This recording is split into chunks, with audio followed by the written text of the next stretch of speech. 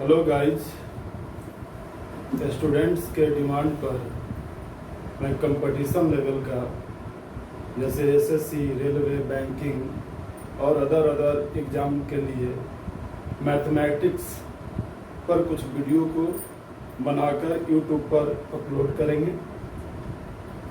हम लोग मैथ का जो भी चैप्टर देखेंगे वो बेसिक से लेकर हाई लेवल तक देखेंगे। तो आज हम लोग रेशियो एंड प्रोपोर्शनल अनुपात और समानुपात के बारे में देखेंगे। अनुपात और समानुपात का यूज पूरे मैथमेटिक्स में होता है। ये कोई भी ऐसा चैप्टर नहीं है जिसमें अनुपात या समानुपात का संबंध नहीं दर्शाता।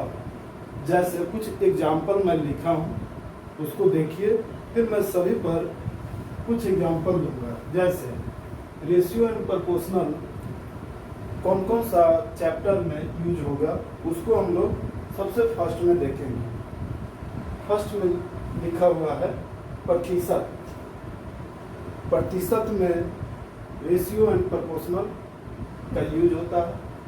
रेशियो हो गया, लाभ एंड हानि हो गया, काम और समय, मिश्रण, औसत, साधारण एंड चक्रवृद्धि ब्याज, गति और समय, नाव और धारा, साझेदारी, आयु, ट्रेन, क्षेत्रमिति, बीजगणित, त्रिकोणमिति, ज्यामिति आदि। इन सभी में अनुपात का कंसेप्ट लागू होता है। ये जो भी चैप्टर दिया हुआ है ये सभी में अनुपात का कंसेप्ट लागू होता है। अनुपात क्या हो गया? एक दूसरे से कंपैरिजन हो गया। अनुपात क्या है? एक दूसरे से कंपैरिजन करना। दो वस्तु या तीन वस्तु या और भी बहुत सारा वस्तु हो, सभी को एक दूसरे से कंपैरिजन करना, उसी को अनुपात कहा जाता है। जैसे अनुपात का संबंध, अनुपात का अर्थ संबंध होता है। अनुपात का अर्थ संबंध होता है जो एक वस्तु या एक व्यक्ति दूसरे व्यक्ति के संबंध को दर्शाता है। अर्थात अनुपात दो आइटम के बीच संबंध को दर्शाता है। क्या डेफिनेशन है? अनुपात का अर्थ संबंध होता है, अर्थात अनुपात दो आइटम के बीच संबंध को दर्शाता है। जैसे मान लिया जाए मैं बोलूं कि ए तेज दौड़ता है। ये तेज दौड़ता है, किसके रिस्पेक्ट में ये तेज दौड़ता है? ऐसा तो नहीं है कि ये पूरे विश्व से तेज दौड़ता है, नहीं, इसको कंपैरिजन करना पड़ता है। जैसे ये तेज दौड़ता है तो किसके रिस्पेक्ट में तेज दौड़ेगा? तो बी के रिस्पेक्ट में या सी के रिस्पेक्ट में। मान लिया जाए मैं बोला राम तेज दौड़ता है, तो राम तेज किसके रिस्पेक्ट में देखेगा? वो चीज देखना रहता है। तो राम लक्ष्मण के रिस्पेक्ट में तेज दौड़ता है या राम रहीम के रिस्पेक्ट में तेज दौड़ता है।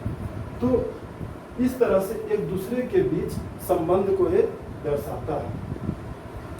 जैसे हम लोग कुछ एग्जाम्पल को देखेंगे।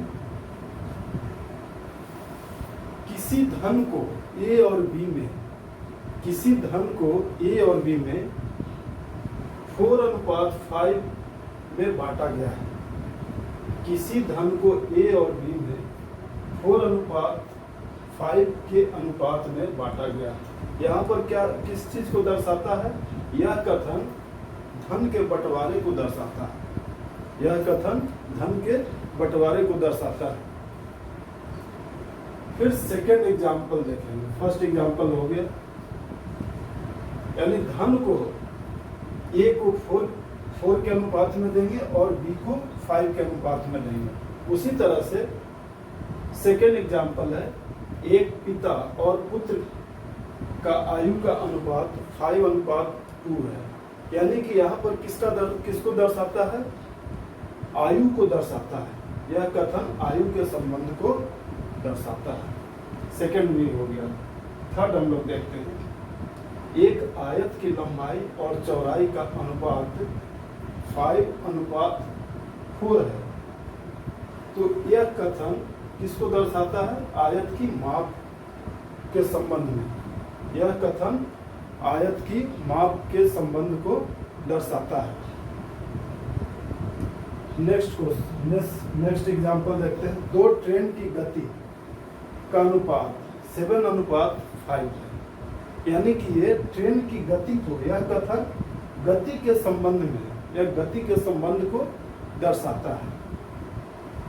यह कथन गति के संबंध को दर्शाता है। नेक्स्ट है, किसी स्कूल में लड़के तथा लड़कियों की संख्या का अनुपात 3:4 है। तो ये छात्रों की संख्या के संबंध को दर्शाता है। यह कथन छात्रों की संख्या के संबंध को दर्शाता है। जैसे आपसे बोला जाए, एक ट्रेन B से दो गुना तेज दौड़ती है।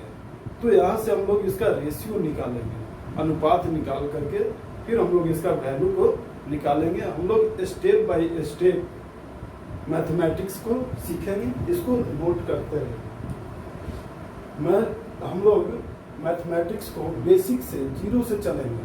जीरो से चल करके हाई लेवल तक जाएंगे और कोई भी बुक हो, वो सारा बुक एक कंसेप्ट से पढ़ना चाहिए। इसलिए हम लोग जीरो से चलेंगे और धीरे धीरे मैथमेटिक्स को हाई लेवल तक देखेंगे। सबसे पहले हम लोग बेसिक कंसेप्ट को ये देखेंगे। बेसिक कंसेप्ट सीखने के बाद हम लोग स्टेप बाय स्टेप बहुत सारे एग्जाम्पल को देखेंगे, जिससे कि सारा का सारा क्वेश्चन आपको सोल्व हो जाएगा। रेलवे हो, एसएससी हो, बैंक हो या अदर जो भी एग्जाम हो, वो सारे एग्जाम का क्वेश्चन को आप आसानी से सोल्व कर सकते हैं। लेकिन पूरे कंसेप्ट को ध्यान से आपको देखना है, आराम से इसको। ये वीडियो जब भी देखने बैठिए तो एक कॉपी और कलम लेकर के बैठिए, कॉपी कलम लेके बैठिए और जैसे मैं लिखा हूँ उसी तरह से स्टेप बाय स्टेप आप लिखिए। लिखने के बाद उसको रिवीजन कीजिए। कंपटीशन एक दिन में नहीं निकलता है। कंपटीशन निकालने के लिए आपको निरंतर प्रयास करना पड़ेगा। मैथमेटिक्स है, ये चैप्टर को जैसे रेशियो एंड प्रोपोर्शनल को मैं बता रहा हूँ, तो रेशियो एंड प्रोपोर्शनल को आप स्टेप बाय स्टेप एक क्वेश्चन को बढ़िया से प्रैक्टिस कीजिएगा। एक दिन में कंपटीशन नहीं निकलता है कि मैं आज रेशियो एंड प्रोपोर्शनल अच्छा से पढ़ लिया तो अगले दिन एग्जाम देने जाएंगे तो सारा का सारा क्वेश्चन सॉल्व हो जाएगा। ऐसा नहीं है। जब तक आपको जॉब नहीं मिलता है तब तक इस पर प्रैक्टिस करते रहेंगे। जिस दिन प्रैक्टिस आप छोड़ देंगे ये सारा का सारा खत्म हो जाता है।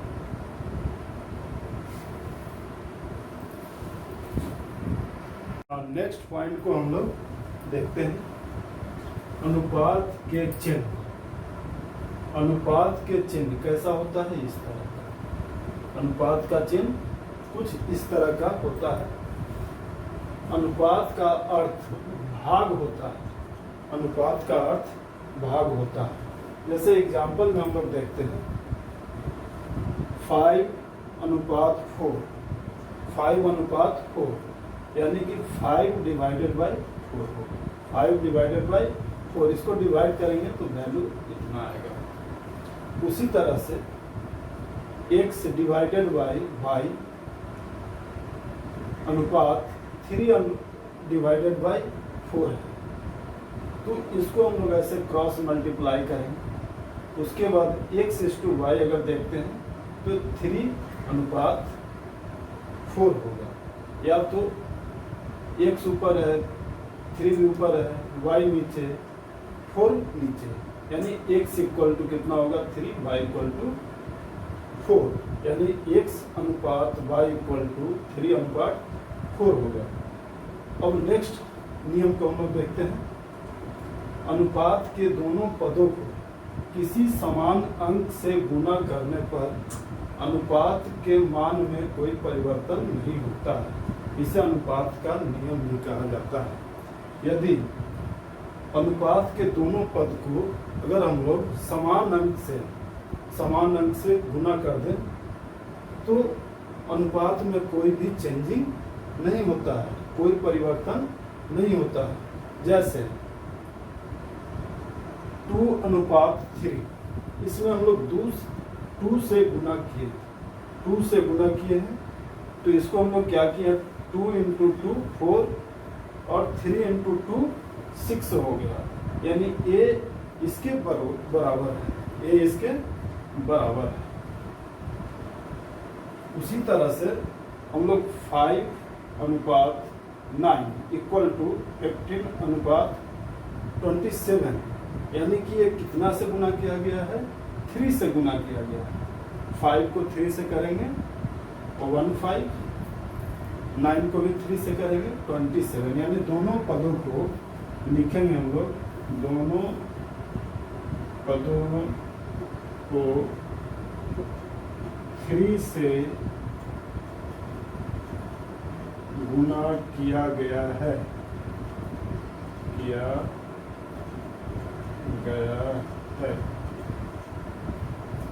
यानी दोनों पदों को 3 से गुना किए। उसी तरह से नेक्स्ट एग्जांपल है 3:5, इसमें कितना से गुना किया गया, दोनों पदों को 6 से गुना किया गया है। दोनों पदों को 6 से गुना किया गया है।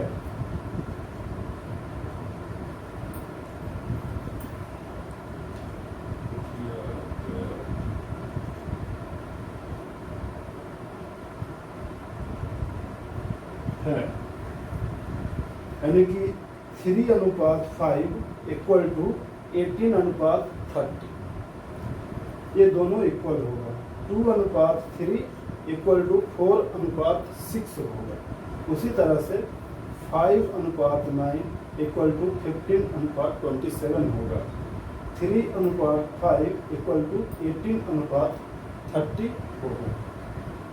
और हम लोग कुछ एग्जाम्पल को देखते हैं, उसके बाद हम लोग थोड़ा ही क्लास को आगे बढ़ाएंगे, क्योंकि अभी थ्योरेटिकल टर्म है। ये जो भी आज बताया गया है इसको अच्छा से देखिएगा, 1 से 2 बार 3 बार देखकर इसको याद भी रखना है। कि जो भी मैं बताया अनुपात के चिन्ह को, ऐसा जो भी अभी बताया गया है, अनुपात के दोनों पदों को किसी समान अंक से गुना करने पर अनुपात के मान में कोई परिवर्तन नहीं होता है। ये सारे चीज को कंसेप्ट के साथ साथ आपको याद रखना है। यदि ये याद नहीं रखेंगे तो कभी भी मैथ पर पकड़ नहीं हो पाएगा। मैथमेटिक्स पर पकड़ बनाने के लिए छोटे छोटे बातों को याद रखना है, उसके बाद आपको कंसेप्ट आ जाएगा। कंसेप्ट आने के बाद कोई भी मैथमेटिक्स का क्वेश्चन हो आसानी से आप बना सकते हैं।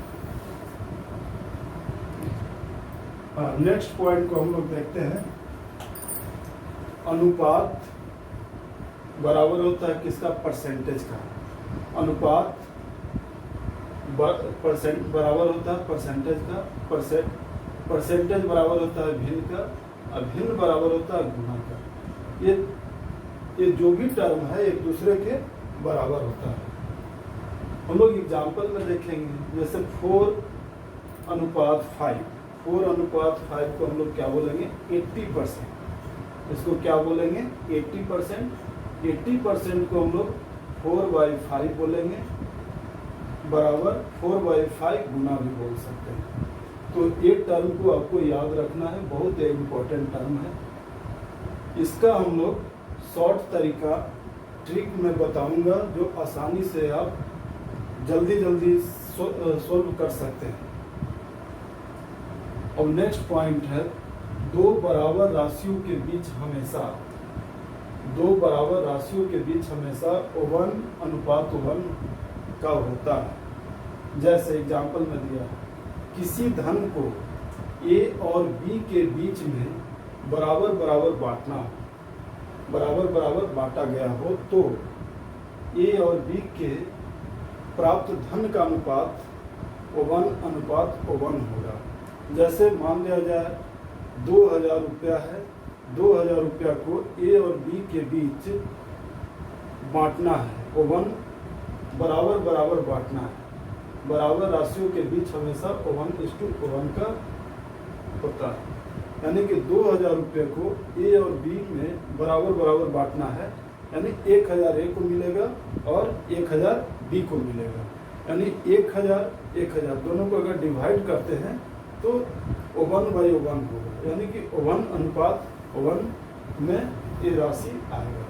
तो आज हम लोग यहाँ तक देखते हैं, इसके आगे हम लोग बहुत सारा एग्जाम्पल है उसको देखेंगे, बहुत सारा कंसेप्ट है उसको देखेंगे, जैसे direct ratio, indirect ratio, variable ratio, बहुत सारा है। वो सारे कंसेप्ट को पहले सीखना है, क्योंकि ये चैप्टर बेसिक है, ये सारे मैथमेटिक्स में यूज होता है, इसलिए हम लोग इसको ध्यान से बढ़िया से देखेंगे।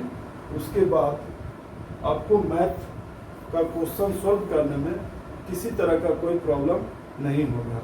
यदि आप लोग को ये वीडियो अच्छा लगे तो like, share, comment and subscribe कीजिए, जिससे कि ये ज़्यादा से ज़्यादा बच्चे तक ये वीडियो पहुंच पाए और उनको कंपटीशन देने में थोड़ा सहायता मिले और ज़्यादा से ज़्यादा लोग लाभ उठा पाए।